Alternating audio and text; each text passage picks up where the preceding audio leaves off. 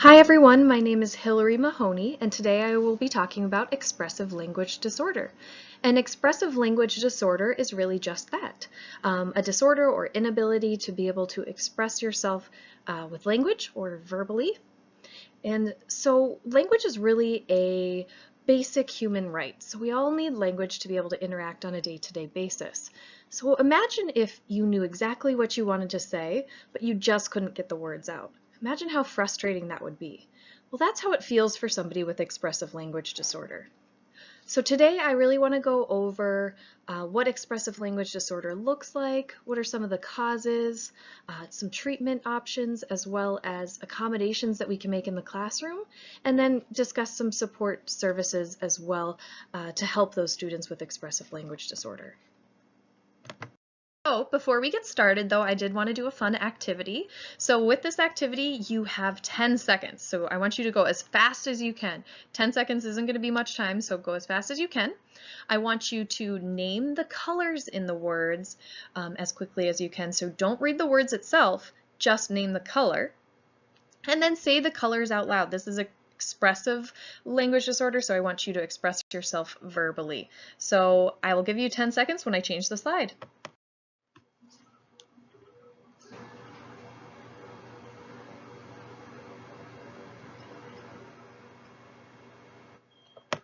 Stop. Hopefully you got to the end of that slide, but let's try something a little bit more challenging. So this activity is the exact same rules as the last one. You have 10 seconds. Please name the colors in the words as quickly as you can, and don't read the words, just name the colors, and then say the colors out loud. All right, the activity will start on the next slide.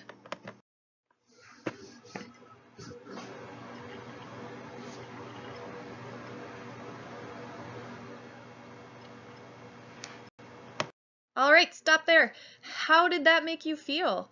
So did you struggle a little bit more with this one? Did you make some mistakes? Was it frustrating? More importantly, did you feel like you needed some more time? Chances are you didn't get as far as you did on the first one. Maybe you made a couple errors here and there, but it should have been a little bit more challenging for you because this is demonstrating word finding difficulty. So obviously you're not going to be exactly like, it's not going to feel exactly like somebody with an expressive language disorder, but give you a little bit of a taste of what it's like when you know what you need to say, but the words don't come out exactly the way you'd wanted.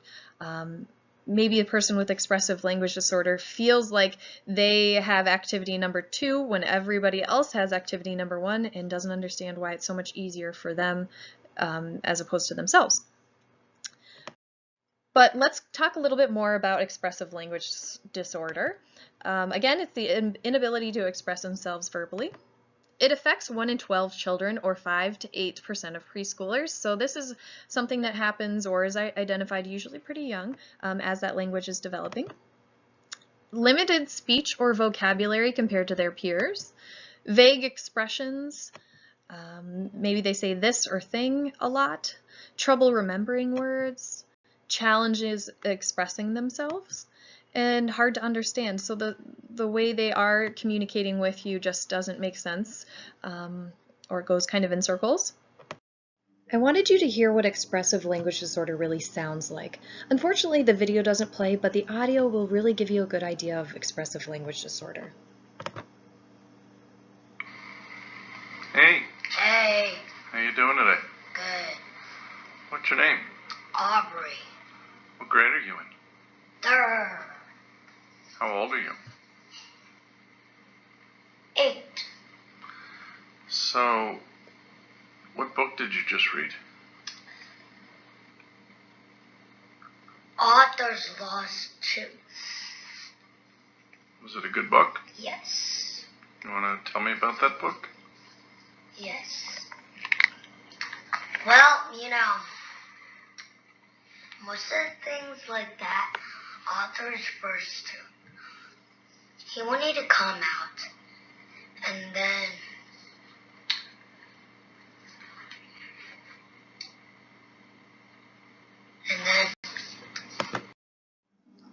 So I thought that video was a great example of expressive language disorder. It showed the student having difficulty with phrases or sentences. She had a smaller vocabulary, she was making some grammatical errors, and had disfluency in her speech. So these are all examples of what expressive language disorder looks like. They don't necessarily have to have all of these issues at once. It could be one or a few at a time, but I did want to show you some examples of what this looks like. So difficulty with phrases or sentences would be saying I goed to the store instead of saying I went to the store. A small vocabulary would be non-specific words such as saying this or thing a lot. Grammatical errors is saying I talk instead of I talked. Disfluency would be your repetition, saying I want that. Your interjection, which is I saw a picture. Revisions such as I don't know where, help me find my doll. So these are all great examples of what expressive language disorder might look like.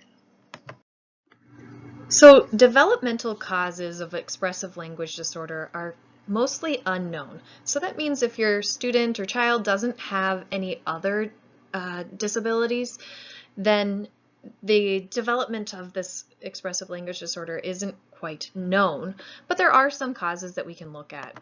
So if they already do have a disorder or impairment, they might have autism, Down syndrome, hearing loss, and those types of impairments often have expressive language disorder as well. So chances are they get early screenings for that and can identify it. If your child doesn't have any other impairments, the first test they normally do is a hearing loss test, because a hearing loss, impairment, or even an ear infection can affect a child's ability to hear the language coming in. So it's muddled coming in and it's kind of muddled coming out. So that's one of the first tests they do.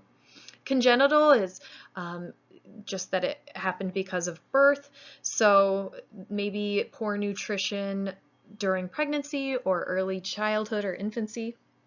And then there's the acquired disorders. So this is getting the disorder after acquiring traumatic brain injury. So this is your aphasia that you might get, stroke, and then psychosocial. So the environment that the child is in. Do they come from poverty? Have they experienced neglect or abuse? All of these things can affect language.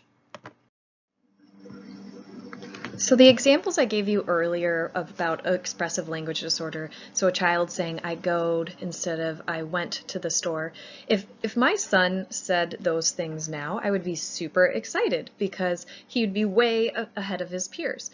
So just identifying that they have a small vocabulary or grammar issues doesn't necessarily mean that they have a disorder. We actually have to look at the language milestones as well to see if they are significantly behind their peers. So the first language milestones we look at are pre-linguistic period. So this is before your language is even starting to develop. So 2 to 4 months they're cooing, 6 to 7 months baby's babbling, and then 9 to 10 months is more of that eye contact and intentional communication. They might be gesturing or looking at you when you talk. During the linguistic period is when we really look at whether or not the child is falling significantly behind their peers. This is really when the language starts to develop. So in that first year, they're starting to get maybe a first word coming out, often mama or dada.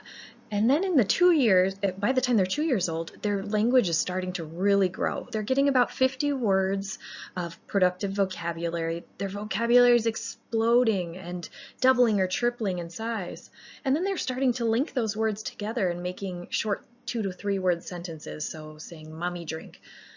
By 3 years, their grammar is really exploding. So that's the I go to the store. Maybe the grammar's not quite there, but they're really putting those sentences together. And then by 4 years, they should be developing pretty complex sentences. So saying, where did you say you put my doll? So around 4 years old, that's when we really need to look at whether or not the child is able to develop those sentences. If they're still working on just getting a vocabulary and haven't really linked words together, it might be a cause for concern and something to look into. I want to differentiate between language delay, language difference, and language disorder. Language delay is really just your late talkers. So the approach that is often used is to wait until the child gets into kindergarten or first grade to see if they've caught up with their peers. And this approach works well for the majority of students. Unfortunately, about 1/4 of the students end up developing a language disorder. So the wait and see method is really ineffective because we're not giving the assistance and the intervention to those students that need it early enough. So really our approach should be that it doesn't hurt to provide extra support and extra services at a younger age, so we might as well offer that so more children have the opportunity to catch up to their peers.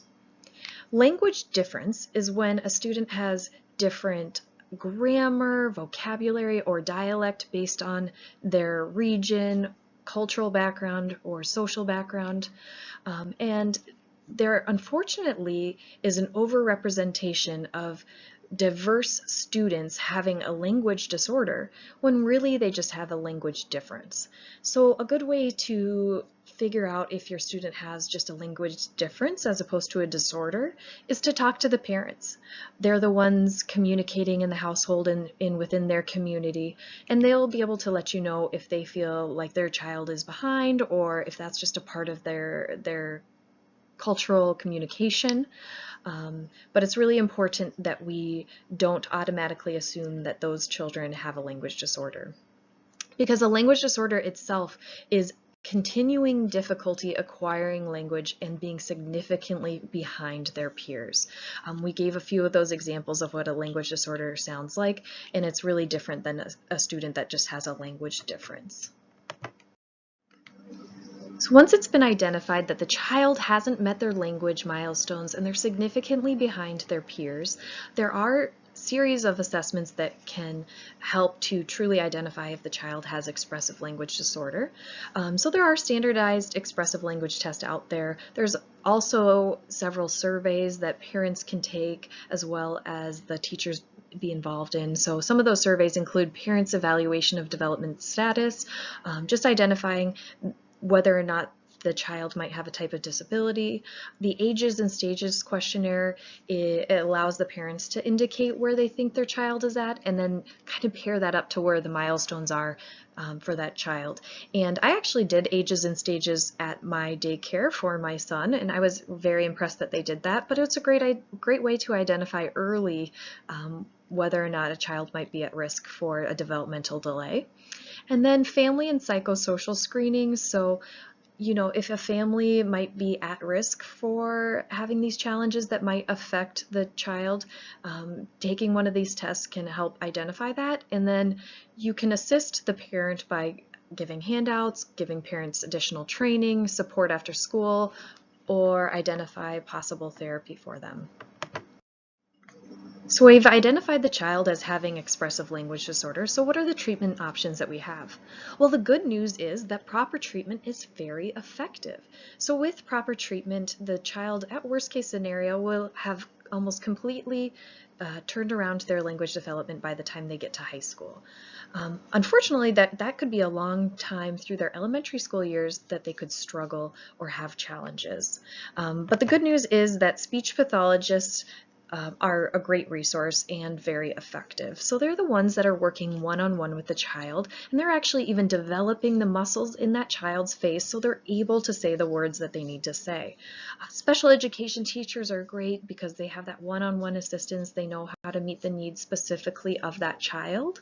And then parent intervention, because talking to their child on a day-to-day basis, reading with them at home, and communicating as much as possible is actually really, really effective.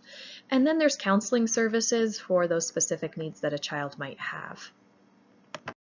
Let's go over some teaching strategies. First and foremost, we need to create a communication-rich environment. So that means students feel comfortable and have lots of opportunities to speak one-on-one, in a small group, or a whole class environment, and whether or not it was with their teacher, their peer, or another support staff, lots of opportunities for them to engage. And then simplify your instruction. I know that often as an adult learner, I get a teacher's instructions and it takes me a while to figure out exactly what they're looking for. And that's kind of a shame because I should be spending more of my time working on the actual content than trying to figure out the instructions. So you yourself should think about how can we simplify the instructions, how can we even simplify the words that are on the instructions. And then model. Modeling is such an important part for this because we need to model proper language use and give our students an opportunity to mimic us or see how it's used in a day-to-day context. And then also make your content engaging. The more our students are engaged, the more likely they'll participate in those discussions and that group activities. Okay, so some teaching examples that we can use in our classroom is limit questioning.